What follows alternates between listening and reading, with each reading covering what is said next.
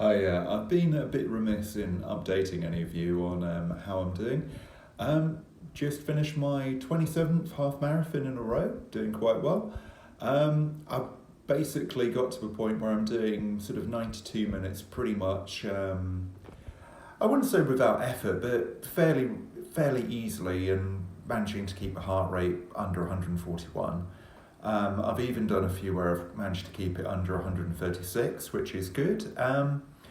Obviously I could push a bit harder and, rise up the rankings a little bit. But to be honest, I'm quite comfortable where I am. I'm training after all for extreme endurance and I'm doing this as base training anyway. So I'm deliberately not trying to push myself too hard. There's also the psychological aspect of just doing 30 consecutive days, making sure that I've got the discipline to do that and just making sure I do it each and every single day. And it's gone quite well, very nearly at the end of it. A bit of a relief. Haven't really suffered, certainly no injuries. I've gradually got quicker. My resting heart rate's come down. And it's dropped by 5 beats per minute, which is pretty good. So other than developing some calluses on my hands, obviously, not much of an issue. Occasionally, because obviously going every single day, it's kind of difficult actually keeping up with the washing.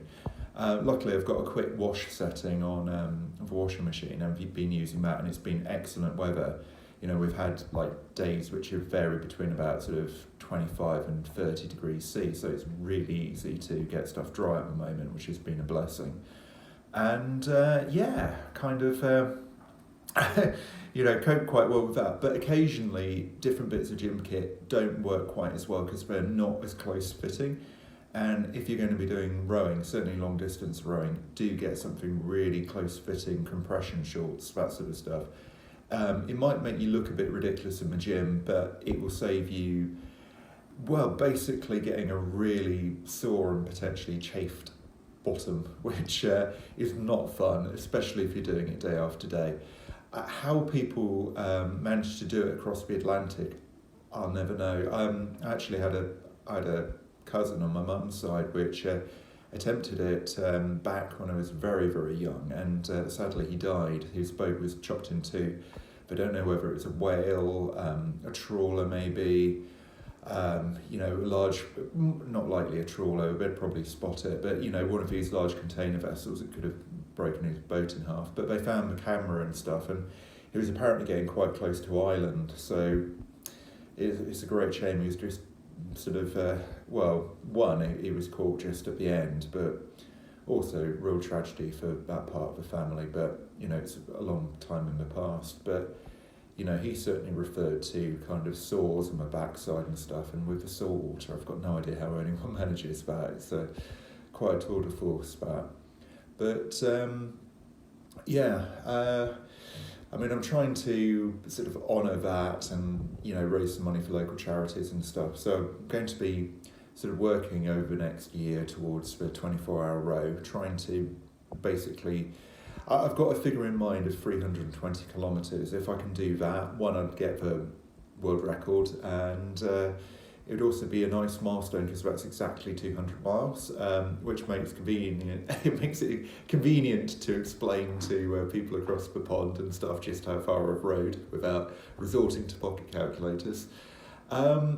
How I'm going to train for it is to basically take a kind of biblical approach to my training, and I'm currently trying to sort of focus upon patience as I do my base building phase. So limiting myself using the Maffetone formula, doing it at low heart rate, not doing any anaerobic training for a period, just building really firm foundation, and then carefully I'll start feeding in some non-specific strength work, which is basically going to be 4 exercises: the deadlift, the squat, the bench press, and the clean and press. I will do a few accessory lifts like face pulls, that sort of thing, and a few of, I'm not quite sure what you call them, but basically where you hang under a bar and you basically do the same motion of a push-up, but you're pulling your chest into a bar, so it's like an up. Some people call them Australian push-ups for that reason, and they're quite good for rowers because it kind of mimics that like final bit of the stroke as you kind of pull yourself into the bar. So I'd be doing that, and I mean, I do a few bits of calisthenics and stuff around that, but they're more for kind of, just kind of keeping the body kind of nice and balanced. But pure strength work is going to focus around just those 4 exercises. It's nice and simple. I can do about 3 days a week on top of all the aerobic stuff. I'll probably sort of factor in an absolute rest day of Sunday and then have 6 days of training. And need to balance it with all the sort of demands of family life and all that. But things seem to be going very well. And one thing which is to be said for doing a lot of work on rowing machine, you can put your headphones in, listen to good books. Audible is fantastic for that. Sadly, I'm not sponsored by them, but who knows in the future. Anyway, hope you're having a fantastic weekend, and I look forward to updating you perhaps a little bit more frequently than I have been.